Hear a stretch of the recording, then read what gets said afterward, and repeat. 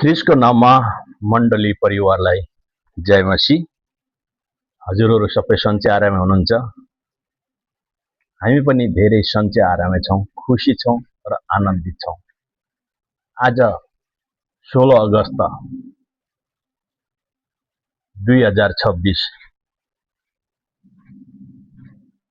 तपाईहरुलाई परमेश्वरले धेरै आशिष दिनुहुनेछ। यो भिडियोलाई पुरा हेर्नुहोस्। बाइबलको वचनमा एउटा यस्तो कुरा लेखिएको छ जहाँ हिब्रू 11 को 6 मा हामी भेटाउँछौँ, विश्वास बिना परमेश्वरलाई प्रसन्न पार्न असम्भव छ, किनकि जो परमेश्वरको नजिक आउँछ त्यसले परमेश्वर हुनुहुन्छ र उहाँलाई खोज्नेहरूलाई उहाँले प्रतिफल दिनुहुन्छ भन्ने पक्का विश्वास गर्नुपर्छ। आज तपाईं र हामीले पक्का विश्वास परमेश्वरप्रति हामी गर्छौं र परमप्रभु मेरो गोठालो हुनुहुन्छ, मलाई केही कुराको कमी र अभाव हुन दिनुहुन्न भनेर हामी विश्वास गर्छौं भनेलाई परमेश्वरले तपाईलाई अवश्य त्यो तपाईको जीवनमा आउने कठिनाइहरूबाट हटाइनुहुन्छ र तपाईलाई अंगालोमा राख्नुहुन्छ जहाँ तपाई कहिल्यै पनि डगमग हुनुहुन्न, डरको आत्मालाई निकालिदिनुहुन्छ। त्यसकारणले दाजुभाइ दिदीबहिनीहरू, आज तपाई र हामीले बुझ्नुपर्ने विश्वासी दाजुभाइ दिदीबहिनीको जीवनमा एउटा यिनी कुरा अवश्य नै तपाईहरुलाई थाहा होला, पिता, पुत्र, पवित्र आत्मा। पिता हाम्रो परमेश्वर हुनुहुन्छ, पुत्र तपाईको वचन प्रचार गर्ने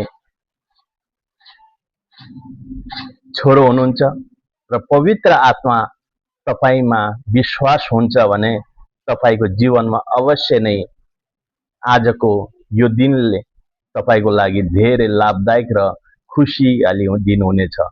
परिवारमा शान्ति आउनेछ, तपाईको काम र व्यवहारमा उन्नति हुनेछ, तपाईको शत्रु र दुश्मनहरू पनि मित्र बन्नेछ।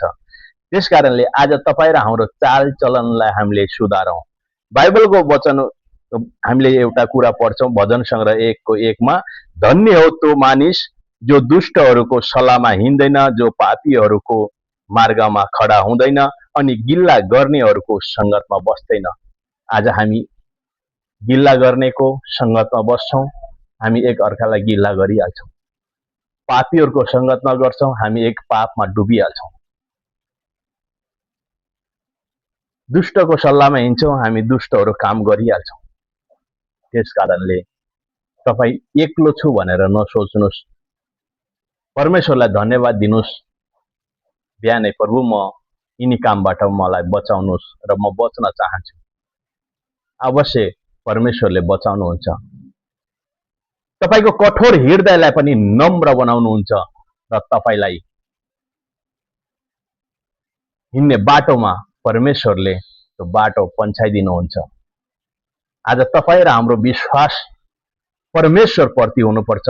आज हामी नेपालको भूमिमा पैदा भयौं, इन्डियाको देशमा आएर हामीले रोजगार बालबच्चाहरू पालेका छौं। अहिले यस बीचमा आएर हामीले परमेश्वरको महिमा र प्रशंसा गर्दै उहाँमाथि विश्वास गरेका छौं। विश्वासमै नै जीवन छ। आज विश्वास छैन भने यो पृथ्वी पनि डगमग हुन्छ। पानीमाथि टेकिएको पृथ्वी हो। स्वर्गको एउटा जग छैन, स्वर्ग घुमिरहेको छ, त्यो पनि विश्वासद्वारा नै आज टेकिएको छ।